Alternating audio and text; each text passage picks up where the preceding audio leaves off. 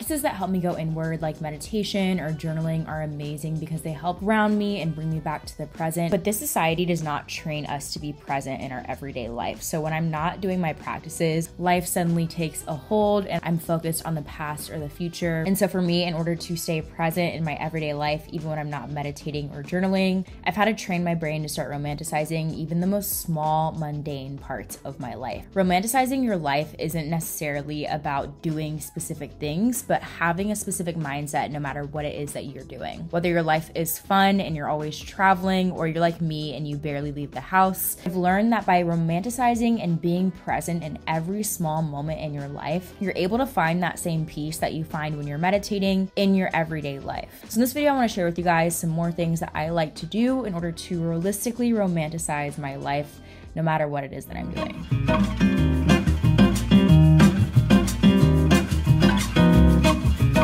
A major step for me in training my brain to romanticize all that I'm doing is noticing and appreciating the smallest details of beauty that you can find in everything that you're looking at. So for example, just stopping and noticing the way that the light glares onto your glass of water, or when you're outside and you're journaling in the park, the way that the sun rays feel when they hit your skin. Whenever I'm in my living room around 4 o'clock, I love to just stop and stare at the way that the sunlight hits my wall and it shines onto my plants. It sounds so silly, but when you really take time to stop and notice the beauty and even the smallest things like this, you will start to appreciate life so much more than you ever did before. For me, one way that I try to put this into practice often is by doing it when I'm journaling every single morning. So when I'm journaling, I like to stop and look around me and look for any small, beautiful thing that I maybe have never noticed before and write them down, take note of them. As you're going on throughout your day, if you don't have time to meditate or to do a full yoga session or whatever it is that helps ground you and brings you back to the present, look up from your laptop, look up from your phone, look around your room and notice something small and beautiful that's around you right now. Because again, there's so many small, beautiful things about this life that you may never notice until you take time to stop and look.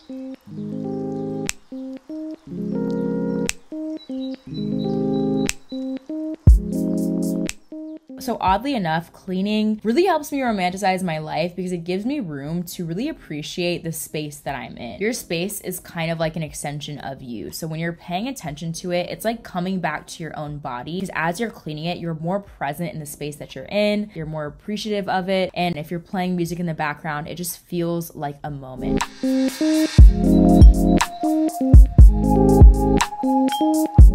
Doing yoga for me is a regular practice that helps keep me grounded, but just like with meditation, I sometimes get the ick with it because it can feel like a chore that I don't always have time for. So just doing a small movement when I find myself overthinking throughout my day, so maybe stretching my neck or breaking out into a quick dance, helps me just kind of get, again, out of my head and into my body. Just moving and making sounds or singing or dancing just gives me room to remember not to take life too seriously.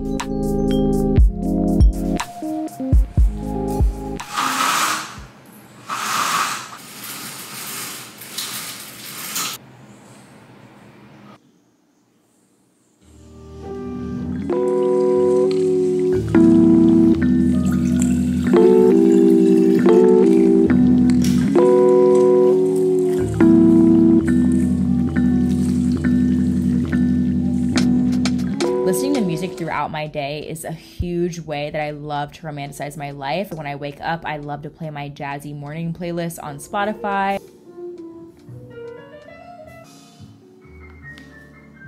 When I'm cleaning, I love to listen to my favorite songs. And then when I'm cooking, I love listening to a French cooking playlist on Spotify. Sounds very random, but I really encourage you guys to go check it out. So when you intentionally put fun music or relaxing music in the background of whatever it is that you're doing throughout your day, it gives you a soundtrack to your life and it makes everything that you're doing feel like a moment.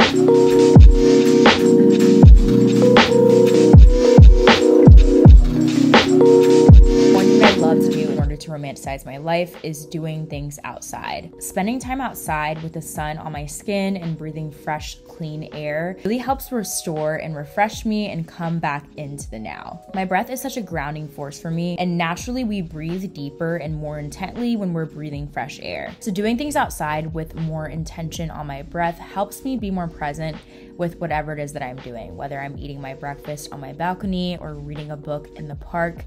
Being outside is so incredibly healing, and I encourage you to try to do it as often as you can, even if it's just a 5-minute walk every single day.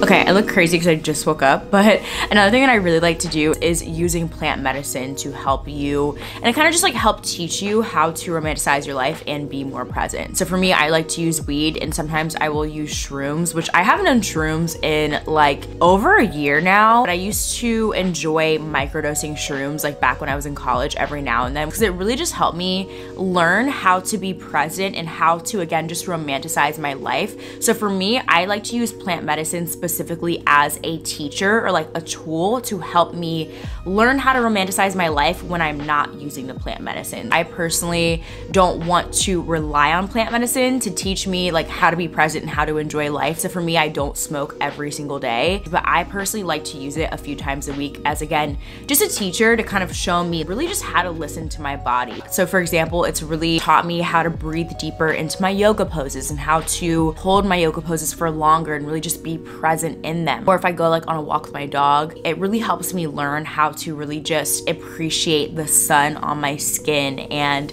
seeing my dog run around in the grass. Like a lot of things that I've mentioned in this video, I personally have learned how to do them while using plant medicine, if that makes sense. So again, using plant medicine as a teacher and as a tool rather than something that you kind of rely on in order to romanticize your life, I think is really, really, really useful. And again, everyone is different. Just do what works for you, but it's just something that I really want to touch on in this video because it's something that has really, really helped me. And I honestly do think that, you know, depending on where you are, like in your spiritual journey and in your relationship with yourself, plant medicine may not work for you. For me, I've been smoking weed since I was in high school, and I've had years where smoking for me has just made me very paranoid and anxious, and it does not help me at all. But I'm definitely in a place in my life right now where plant medicine does help me. And for me, I'm lucky enough to have a job where I can use plant medicine to help with my creativity and to help me just kind of like think more freely. Obviously, not everyone has that luxury, but again, I just recommend if you are interested in using plant medicine, or if you already do, again, just try your best to use it as a teacher. Try your best to use it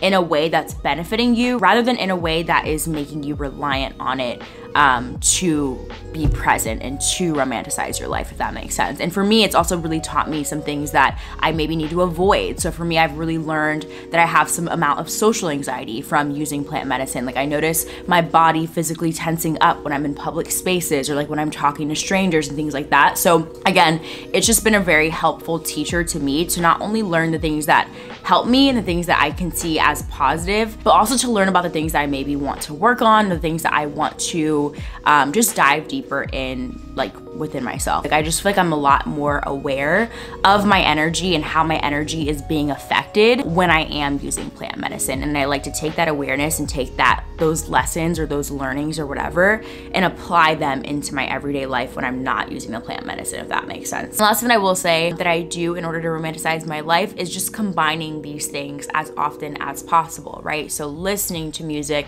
while I'm moving my body, or maybe going outside while paying attention to small little details in plants, or using plant medicine before I go outside and then paying attention to small little details and everything that I'm seeing. Like combining all of these things as often as I can has really helped me learn how to romanticize my life, and again, in every single thing that I'm doing. Because again, as you start doing these things, you'll start to realize that you can pay attention to the small, beautiful details in every single thing that you're doing, no matter where you are. Or you always have the freedom, if you are able-bodied, to maybe move your body, to maybe shake your hands or stretch, or just do something that kind of gets you again out of your head and back into your body. You have the ability to do that no matter where you are. So the more you kind of start doing these things and maybe combining these things in your everyday life and really just coming back to and taking inventory of where you're at and how you're feeling in every single moment as often as you can, the more you kind of put these things into practice, and the more you'll start to really romanticize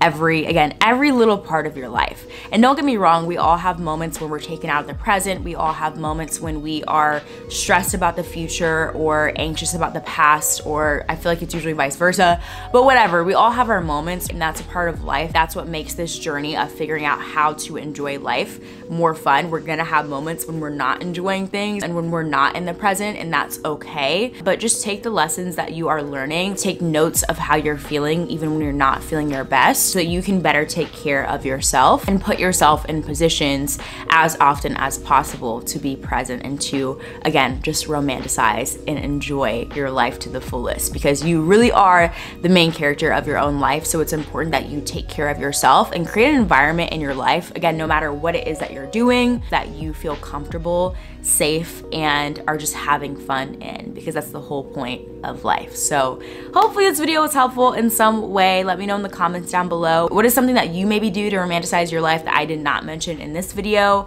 Let me know, because I definitely learned a lot from you guys as well. And yeah, I really hope you guys enjoyed, and I will see you guys in the next one. Bye.